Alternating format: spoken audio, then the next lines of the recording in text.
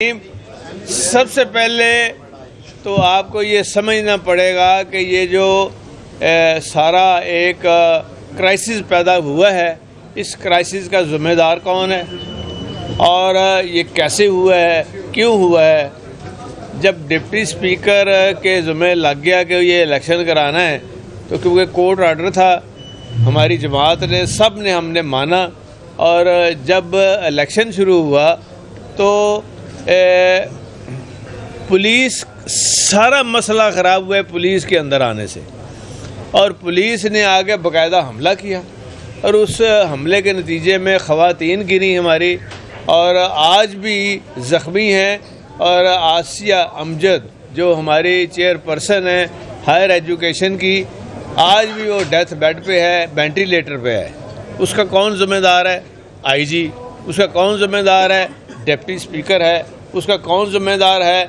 वो हमज़ा है और शहबाज शरीफ है, जो कि वहाँ ख़ुद बैठ के आर्डर दे रहा था कि अटैक कर दो। ये शहबाज शरीफ के कहने पे ऊपर अटैक हुआ है। और राब्ता किसने कराया? डिप्टी स्पीकर ने नंबर दिया तोकीर शाह साहब का, वो नंबर भी मैं आपको अभी देने को तैयार हूँ, तोकीर शाह साहब का। और एग्जैक्ट टाइम भी हमें पता है। इस टाइम पे बात क्या हुई कि शहबाज शरीफ ने कहा आईजी चीफ सेक्रेटरी को कि मैंने आपको नहीं इधर रखना जब तक आप ये एक्शन नहीं करते। उसके कहने के ऊपर ये सारा कुछ हुआ और असम्बली के अंदर ये क्राइसिस पैदा हुआ।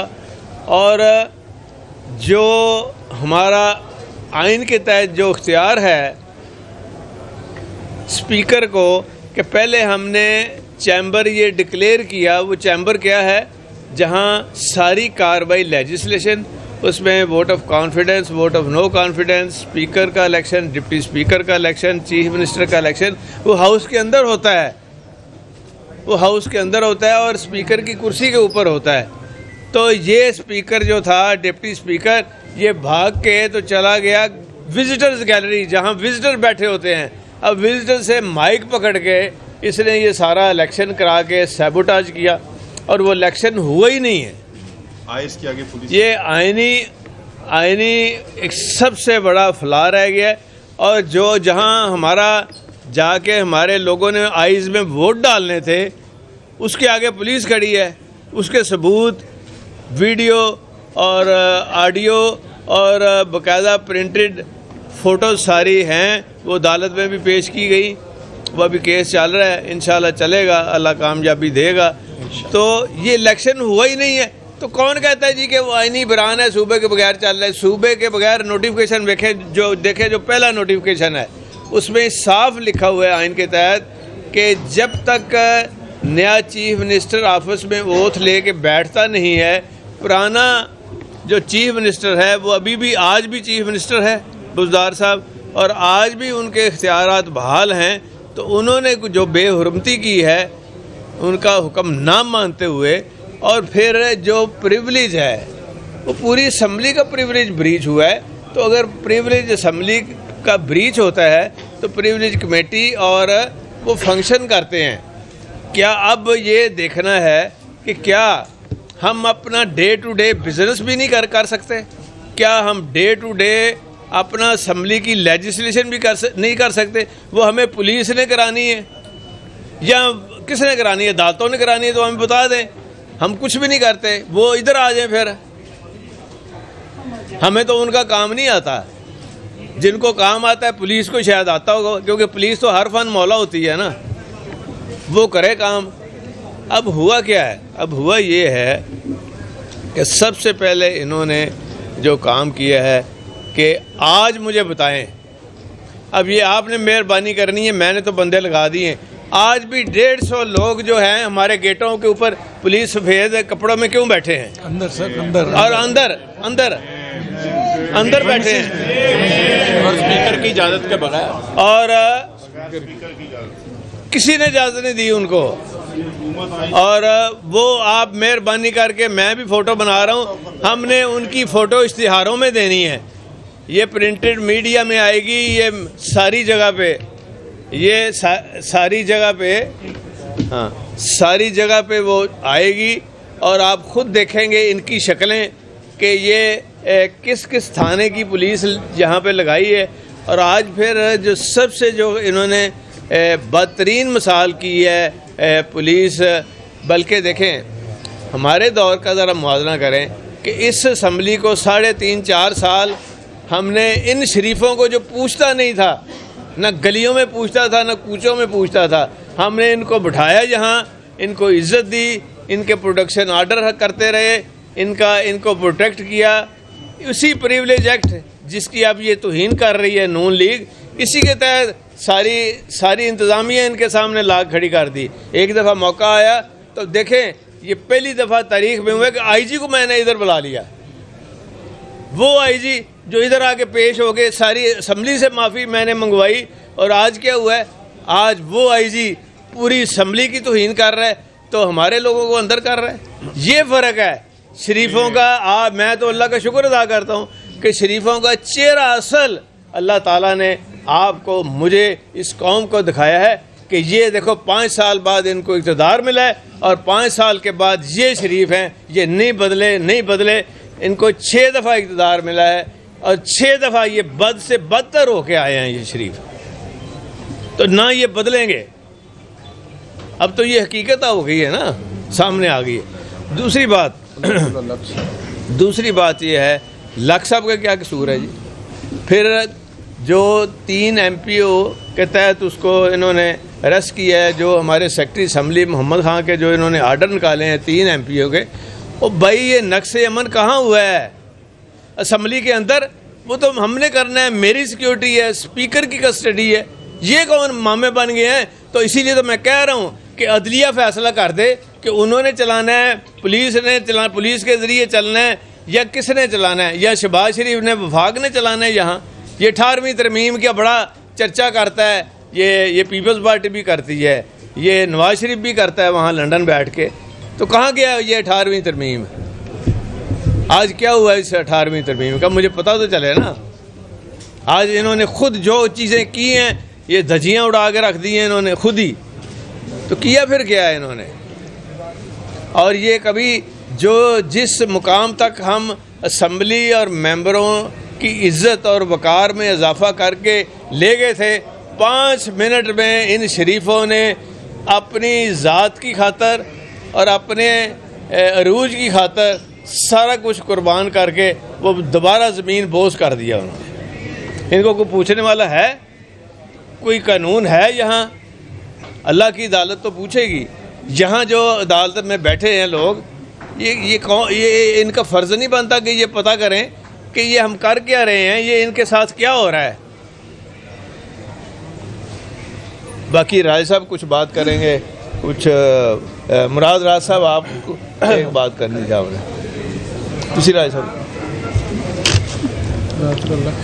ये नहीं चला, देखिए मैं गुजारिश ये सिर्फ करना चाहता हूँ कि जैसे चौधरी साहब ने फरमाया कि गुज़श्ता 3.5 साल आपने देखा कि हमने इस असम्बली में मेंबरान जो है उनके वक़ार में इजाफ़ा किया है। जैसे अब चौधरी साहब फरमा रहे थे कि जो प्रोडक्शन ऑर्डर के हवाले से हमने अमेंडमेंट की, और अगर उसको देखा जाए तो नून लीग का जो बयानिया एक चल रहा था कि वोट को इज़्ज़त दो, वो उस बयानिए के मुताबिक हमने कहा कि वाक़तन अगर एक बंदा वोट लेकर आता है फिर उसको इज़्ज़त मिलनी चाहिए, और हमने दी। लेकिन आज अभी इनको मुकम्मल इख्तियार नहीं मिला, तो आप देख लें कि आज क्या हो रहा है। एक गैर कानूनी, गैर आइनी तौर पर मुंतखब वज़ीर आला जो है वो चाहता ये है कि इस सूबे का इक़्तिदार उसको दे दिया जाए। मैं समझता हूँ वो किसी तौर पर भी मुमकिन नहीं है। आपने देखा कि जिन हालात में इलेक्शन हुआ, आइस लॉबी के बाहर तो सैकड़ों की तादाद में पुलिस वाले खड़े थे। हमारे जो कैंडिडेट थे उनको हाउस में से ज़ख्मी करके बाहर निकाल दिया गया। तो पीछे इलेक्शन कौन सा रह जाता है? कौन सा इलेक्शन हुआ है जिसकी बुनियाद पर ये कहते हैं? मैं आज भी कहता हूँ कि हमारे 26 लोग जो पार्टी से डिफेक्ट करके इनके साथ गए हैं, जो लौटे हुए हैं, आज अगर उनको माइनस कर दें तो इनके पास तो अक्सरियत नहीं है। और आज जंग सिर्फ इस बात की है कि वो चाहते हैं कि लोटों की मौजूदगी में वो ओथ ले लें, लोटों की मौजूदगी में वो वोट ऑफ कॉन्फिडेंस ले लें। ये नहीं हो सकेगा, इसलिए कि हमने कोर्ट में ऑलरेडी हम गए हुए हैं लोटों के खिलाफ। इलेक्शन कमीशन ने 6 तारीख के लिए नोटिस दिया हुआ है, लेकिन इसके अलावा हम हाई कोर्ट से भी हमने रुजू किया है, वहाँ से हम हाई कोर्ट से ये गाइडेंस ले रहे हैं, उनसे ये हम ऑर्डर्स ले रहे हैं कि वो इलेक्शन कमीशन ऑफ पाकिस्तान को पाबंद करें कि वो जल्द अज जल्द फैसला करें और इन लोटों को रिस्ट्रिक्ट करें, ताकि ये अब एक गुनाह तो उन्होंने कर लिया, एक दफ़ा उन्होंने मुंह काला कर लिया, तो फिर हम ये चाहते हैं कि दोबारा उनको वो फेल करने की इजाज़त ना दी जाए। इसलिए ये कोर्ट में हमारा केस चल रहा है। इंशाअल्लाह ताला कोर्ट से डायरेक्शंस हम लेंगे। अच्छा, बारी बारी बात सुने ना, एक सेकंड एक मिनट। डॉक्टर आप मुराद साहब तुसी गल करनी नहीं होगी, ये गल अच्छा एक मिनट हाँ जी हाँ। उस्मान मुख्तार आज भी सीएम पंजाब हैं, क्या उनकी जानिब से वफाक को खत लिखा जाएगा कि आईजी पंजाब पुलिस को फौरी तौर पर तब्दील किया जाए, उसके खिलाफ कार्रवाई की जाए, बेशक वफाक उस पर अमल करता है या नहीं? क्या सीएम अपने इख्तियार इस्तेमाल करते हुए नजर आ रहे हैं? जी, अभी हम इस प्रेस कॉन्फ्रेंस के बाद एक मीटिंग कर रहे हैं जिनमें ये तमाम पहलू जो हैं इन पर गौर किया जाएगा, और मैं आपको यकीन दिलाता हूं कि आईनी और कानूनी तौर पर जो भी हमारे पास ऑप्शंस मौजूद हैं इंशाअल्लाह ताला उनको इस्तेमाल किया जाएगा।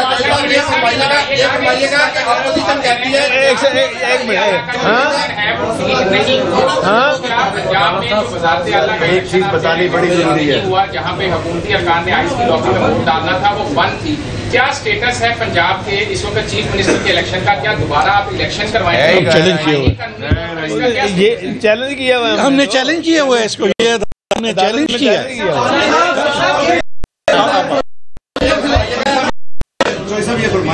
ये फरमाएं कि आपने 26 सरकार की को डीसीट करवाने के लिए भी रुजू किया। अगर वो डीसीट हो जाते हैं तो हाउस के अंदर ना तो आपकी अक्सरियत बरकरार रहती है, ना ही हमारी कैसे बरकरार रहती है?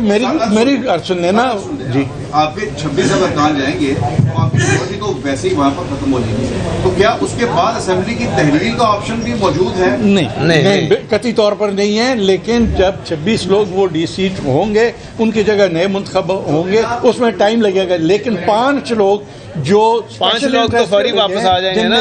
3 ख्वातीन है, 2 माइनॉरिटी के, वो तो हमारे लीडर ऑफ द हाउस के पास रिजर्व सीट पे वो आ जाएंगे और हम अक्सरियत में हो जाते हैं। और यही एक नुक्ता है जिस पर उनको ये आग लगी हुई है कि किसी तरह उनका फैसला होने से पहले वो अपना काम करें। डॉक्टर की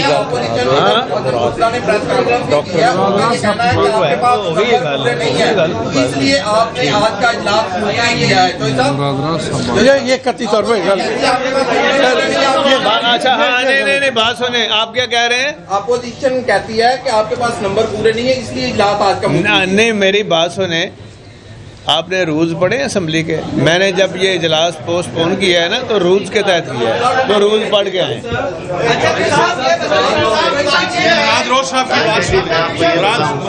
मैं आपको ये बात बताऊं, किस बुनियाद पे आप देखते हैं कि ऊपर और नीचे हॉर्स ट्रेडिंग होती है?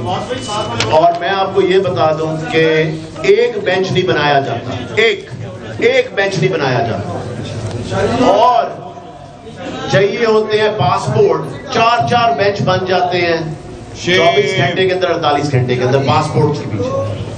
आप देखें कि किस तरह का सलूक किया जा रहा है। हमारी हुकूमत है इस वक्त, मैं ये पूछता हूँ कि आईजी साहब क्यों मिल रहे हैं नून लीग वालों को? 1 बजे रात साहब क्यों ऑर्डर ले रहे हैं नून लीग वालों से, या क्यों उनकी बात सुन रहे हैं? रात 1 बजे चीफ मिनिस्टर रात के 1 बजे मुझे फोन कॉल आता है कि जी आईजी साहब नून लीग वालों के साथ मिल रहे हैं इस वक्त। कौन ये मुझे कॉल करके बता रहे हैं? क्यों मुझे बता रहे हैं कि सुबह ये होने वाला है? और वही जब सुबह हम उठते हैं आज तो वो हो गया होता है कि जी कोई ना कोई प्रॉब्लम आप लोगों को सुबह आने लगी है, 2 बंदे असेंबली के अरेस्ट हो जाते हैं। सो इसलिए रात को अगर मुझे कॉल आई है, इसका मतलब कोई ना कोई तो उसमें सच्चाई थी ना। और मैं आपको ये बता दूं, मैं आपको ये बताऊं कि ये नहीं हो सकता कि हम और हमारे लिए सिर्फ सारा आइन और कानून पीटीआई के लिए और हम लोग के लिए हुकूमत के लिए, और उनके लिए कोई आइन और कानून नहीं। इस तरह बात नहीं बनेगी। तो इसलिए मैं आपको सिर्फ ये बता दूं, पहले इनकी बात सुने, पहले इनकी बात सुने। हाँ जी, आपने बड़ी अच्छी बात की है कि अभी शरीफों को हाफ इक़्तिदार मिला है तो इन्होंने अपनी असलियत दिखाना शुरू कर दी है। जो शरीफों को लेकर आए हैं, जिनको हमेशा ये डसते रहे हैं, उनको क्या पैगाम देंगे, जिनके बारे में आप ये भी था कि आप इस्टेब्लिशमेंट के बड़ा करीब समझे जाते हैं, उनके बात कर रहा हूँ, इस्टेब्लिशमेंट को शरीफों के हवाले से क्या पैगाम देंगे कि बच के रहें या दोस्ती निभाएं? देखिए मेरी बात सुने, ये हमारा काम नहीं है, हमने अपना काम करना है, उन्होंने अपना काम करना है, अदलिया ने अपना काम करना है और आपने अपना काम।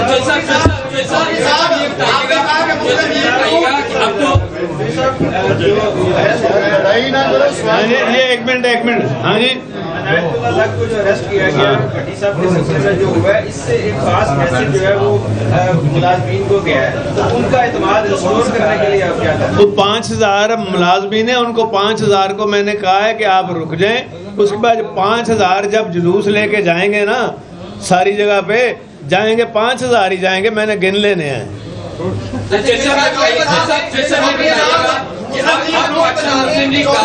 अब बल्कि 5000 के 5000 अदलिया के बाहर बैठेंगे।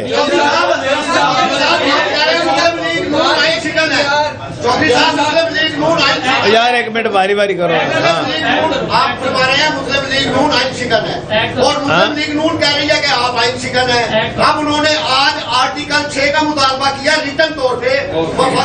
यार तो इससे क्या होता है, करने दें यार, मेरी बात सुनो, अगर वो आर्टिकल 6 आप पे लगाएं तो आप क्या कर सकते हैं?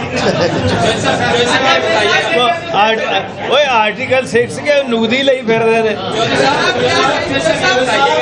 हाँ जी, इनकी बात सुन लें जी यार, नाल तारफ तक करा देना। मैं इमरान भट्टी कैपिटल टीवी से। हाँ जी, अच्छा ये बताइएगा कि अब तो पाकिस्तान मुस्लिम लीग का भी मुस्लिम लीग नून का हिस्सा बन चुकी है वफाक में, कोई नहीं बनी, जो कोई नहीं बनी, छाड़ दूँ हमें लगा। हाँ जी, एक मिनट पीछे यार, वो ARY मसा बोली है, उन्हें बोलन दे। हाँ जी दसो। क्या अदालत का कोई इख्तियार नहीं है असेंबली के मामलात में, या असेंबली का मानने का इख्तियार? यार वो कहते हैं कि सुप्रीम कोर्ट का आर्डर एक in writing on the wall है, सुप्रीम कोर्ट का आर्डर, उसमें लिखा हुआ है कि कोई अदलिया वो दखल नहीं दे सकती असम्बली के डे टू डे बिजनेस में। असम्बली के जितना बिजनेस है, ये बिजनेस का हिस्सा है। Election, vote of no confidence, vote of confidence, election speaker, deputy speaker, ये हिस्सा है प्रोसीडिंग का, इसमें दखल नहीं दे सकती, ये सुप्रीम कोर्ट ने भी कह दिया है। और ये फलांग के जो चीज़ें जा रही हैं, ये हिसाब तो किसी को देना पड़ेगा ना वक्त पे। और आप ये याद रखना मेरी बात, ये लिख लें, कहीं जेब में डाल लें कि इसका हिसाब होना है ज़रूर, इंशाअल्लाह।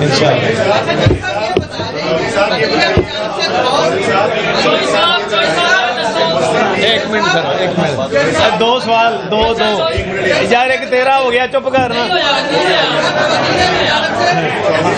हाँ जी, केड़ा चैनल है?